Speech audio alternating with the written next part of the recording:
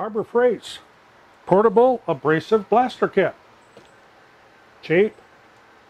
Only got a small job to do with it. Don't need a great big sandblaster. Is it any good? Does it really work? Watch. We're going to find out.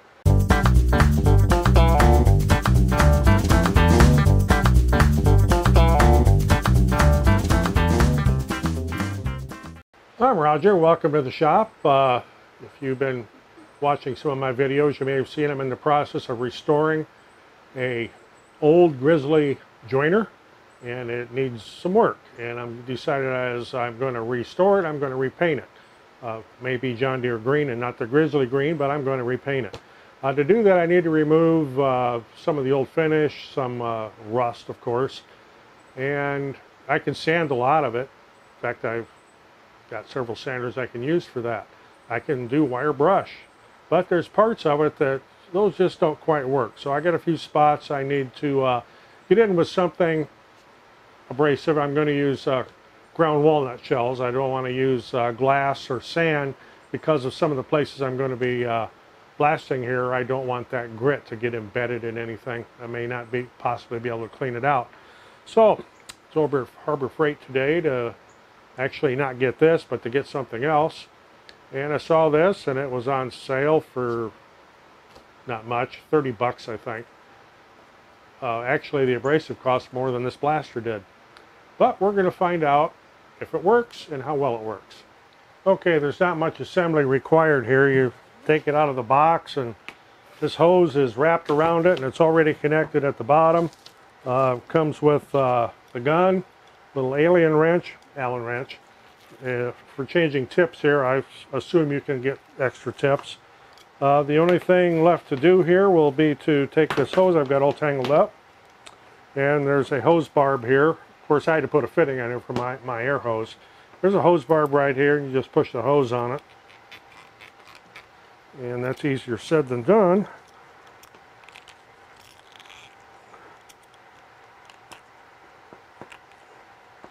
Probably should have put a little oil on that first, but there it is. So we'll put some abrasive in here when it quits raining. I'll put some abrasive in here and set a piece outside, and we'll see how it does. Okay, a couple things. You want to wear gloves. Absolutely want to wear gloves, because that media coming back off of there will just pepper your hands. And the other thing, and I'll get down here a little bit so you can see, is a face shield, because this stuff will come blasted back, and you certainly don't want it in your eyes and everything. If I was using a silica-based, like sand or something, I'd be wearing a respirator. These are just walnut shells. All I want to do is take the rust off, not actually get down into the metal.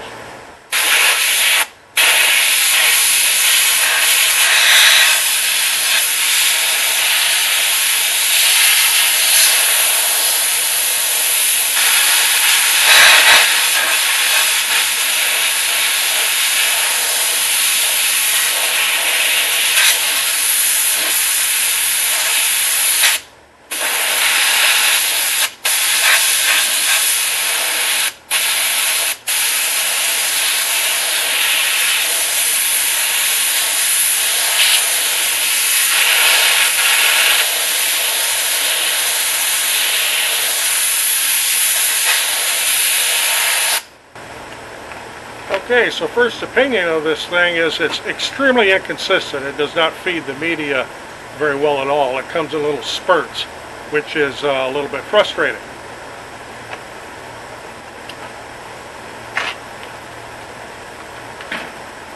I don't know if a gravity feed will help or not.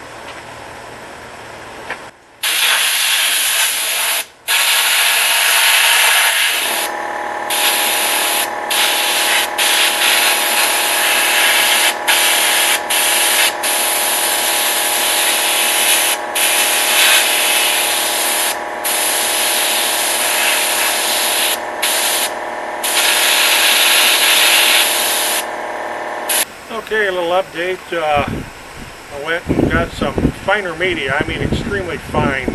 This is what they call black glass. It's ground coal slag, and it does an excellent job. It flows well. The walnut shells, the ground walnut shells, just did not flow through this tube well enough.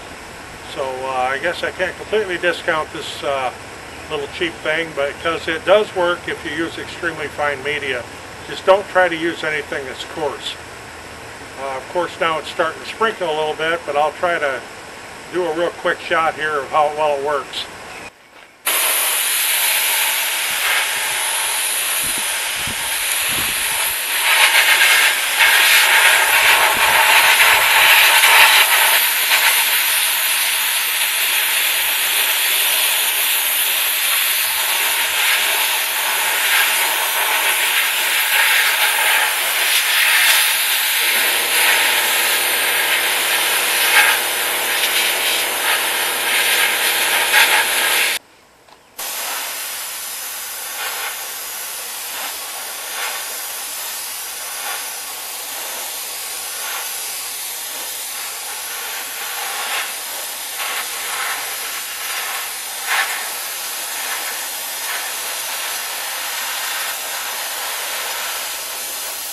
Okay, that was just a little quick demo of how well it worked. I'm going to keep going now, but I'm going to be putting a respirator on, and I'll probably put this camera away so I don't get grit all over it.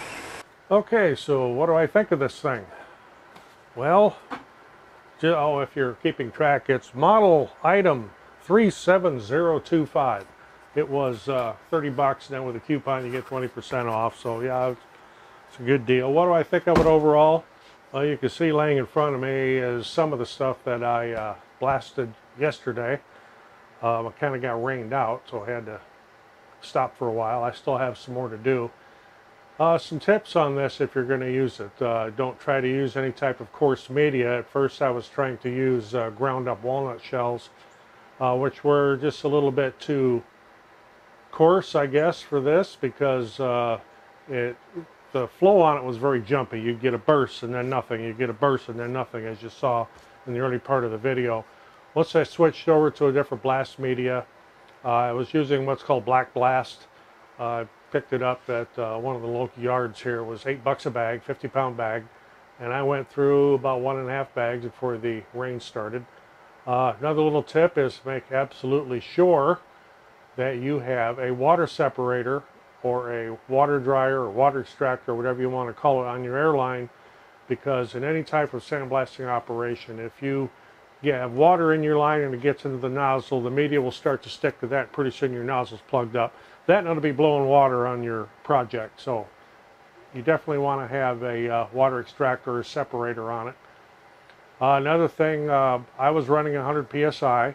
In the box it says you need a 1 horsepower compressor or larger. Mine is much larger than that. I got a big DeWalt 60 gallon, so I had no problems with it keeping up.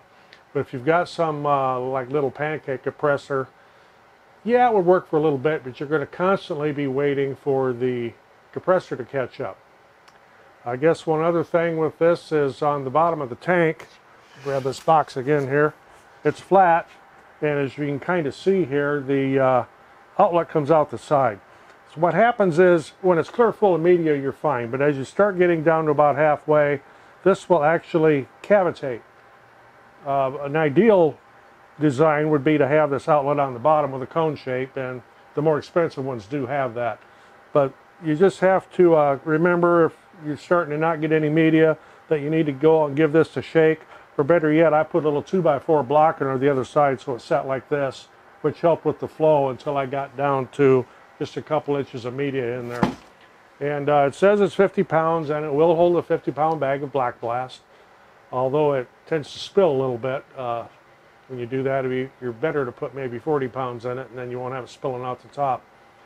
But overall, for what I needed to do here, it was a low-cost solution for this. It did work. As you saw in the video, it does take the rust and scale and paint and everything off. So yeah, for the $20-some with the coupon on it, yeah, it's worth it. Just like I had mentioned, don't try to use any type of coarse media in it, because it won't work.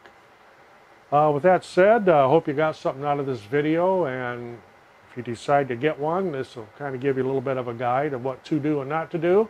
We're always looking for subscribers. If you hit that little bell next to the subscribe button, you'll be notified when we post another video. Otherwise, until the next video, I'm Roger in the shop. Thanks for watching.